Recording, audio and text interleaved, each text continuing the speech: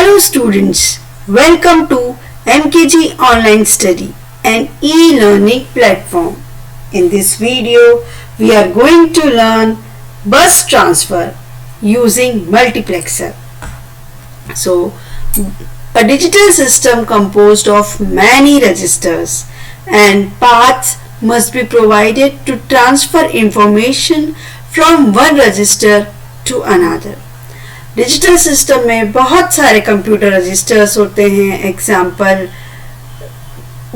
Accumulator, instruction register, program counter, input register, output register. So various computer registers होते हैं.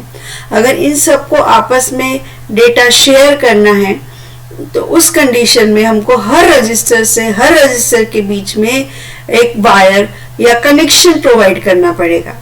इतने सारे connection provide करेंगे तो there will be excess of wires, बहुत सारे वायर्स हो जाएंगे, कॉम्प्लेक्सिटी भी बढ़ जाएगी.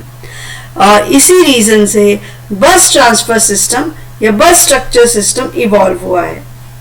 The number of wires connecting all the registers will be excessive if separate lines are used between each register and all other registers in the system. A bus structure, on the other hand, is more efficient for transferring information between registers in a multi-register configuration system. इसलिए बस structure जो है एक more efficient scheme है for transferring information between registers in a multi register configuration is a common bus system using multiplexer.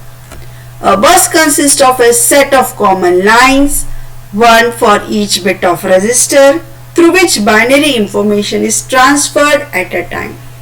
Multiplexer का हम use कर रहे हैं. मल्टीप्लेक्सर में ऑलरेडी सिलेक्शन लाइंस होती है. सो सिलेक्शन लाइन के बेसिस पे पर्टिकुलर रजिस्टर जो है अपना डेटा कॉमन बस लाइन पे ट्रांसफर कर सकता है. कंट्रोल सिग्नल्स का रिक्वायरमेंट होगा जो कि मल्टीप्लेक्सर्स के थ्रू होगा कि कौन सा रजिस्टर कब डेटा सेंड करेगा. तो इसके लिए हमने एक बस सिस्टम यूज करा है जिसमें 4 रजिस्टर्स हैं. You can see in this particular diagram यहाँ पे 4 रजिस्टर्स हैं. रजिस्टर ए, रजिस्टर बी, रजिस्टर सी और रजिस्टर डी. चारों रजिस्टर हैं.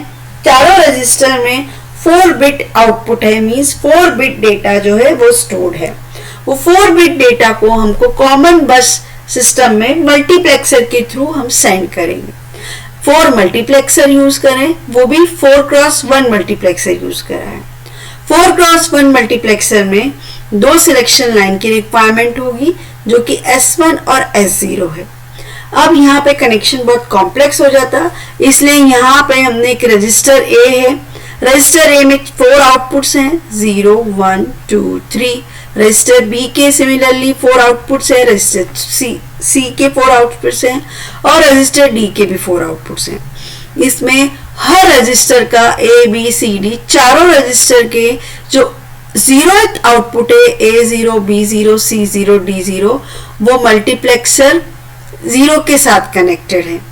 Similarly register A, B, C, D का जो first A1, B1, C1, D1 जो आउटपुट है वो हमने किससे कनेक्ट करा है? मल्टीप्लेक्सर 1 से कनेक्ट करा है. सिमिलरली मल्टीप्लेक्सर 2 से A2, B2, C2, D2 और मल्टीप्लेक्सर 3 से A3, B3, C3 और D3 ये कनेक्शन करा है. अगर हम चाहते हैं कि रजिस्टर D का डेटा कॉमन लाइन पे जाए तो सिलेक्शन लाइन क्या होगी? सिलेक्शन लाइन यहाँ पे दी है S0 और S1. ये सिलेक्शन लाइन के बेसिस पे रजिस्टर सिलेक्ट होगा. जब सिलेक्शन लाइन 0, 0 है तो रजिस्टर A सिलेक्ट होगा. रजिस्टर लाइन 0, 1 है तो B रजिस्टर सिलेक्ट होगा. सिलेक्शन लाइन 1, 0 है तो रजिस्टर C सिलेक्ट होगा. सिलेक्शन लाइन 1, 1 है तो रजिस्टर D सिलेक्ट होगा. फॉर एग्जाम्पल अगर हम ये चाहते हैं कि रजिस्टर A का डेटा कॉमन बस लाइन पे जाए तो रजिस्टर A को सिलेक्ट करने के लिए सिलेक्शन लाइन होगी 0, 0.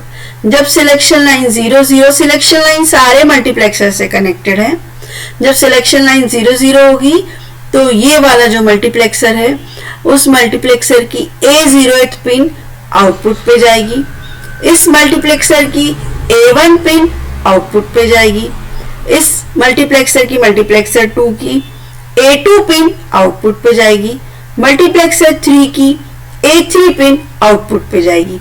मींस रजिस्टर A के जो 4 बिट का डेटा है वो 4 बिट का डेटा 4 लाइन कॉमन बस पे चले जाएगा। सिमिलरली अगर हम चाहते हैं कि रजिस्टर C का डेटा कॉमन बस लाइन पे जाए तो रजिस्टर C के लिए सिलेक्शन लाइन होना चाहिए 1 0।